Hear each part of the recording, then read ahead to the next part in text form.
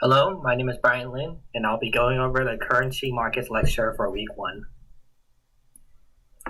Previously, under the gold system, countries could not implement monetary policies as they pleased through printing money and lowering interest rates.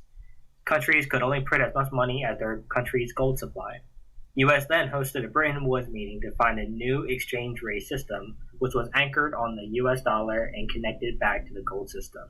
The Bretton Woods system agreed on fixing 1/35th of an ounce of gold for $1 US.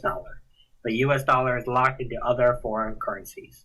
Countries had to manage their money supply to maintain the foreign exchange rate to plus and minus 1% of the agreed lock. Once it steps outside these ranges, banks would then need to take action.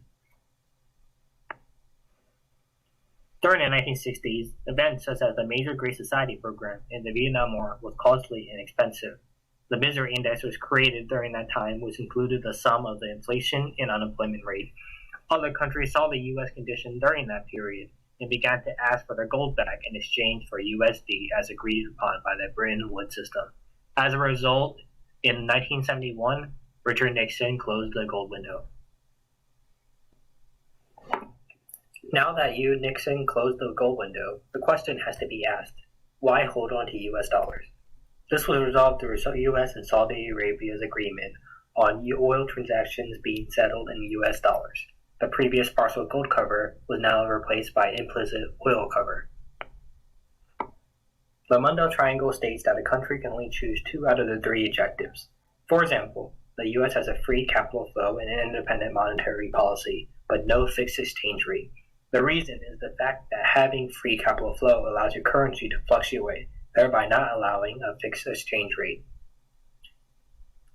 This chart shows bond ratings for multiple popular credit rating companies. As you go down, the bond becomes riskier, which will give greater interest rates due to default risk. Below rating BA will give you the riskier non-investment grade bonds. These are the 3 types of government-issued fixed income security. T-bill has the shortest maturity term from 4 weeks to 1 year, while T-bond matures in 20 to 30 years and offers the highest interest rates compared to the 3.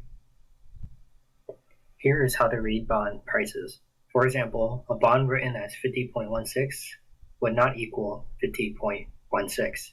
The period represents fractions, so 50.16 would be 50 and 16 over 32, or 50.5.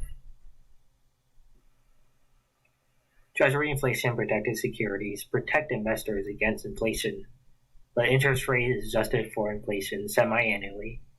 These securities have lower yields compared with normal bonds, which is accounted for because of the added inflation interest. This concludes the presentation. Thank you for watching.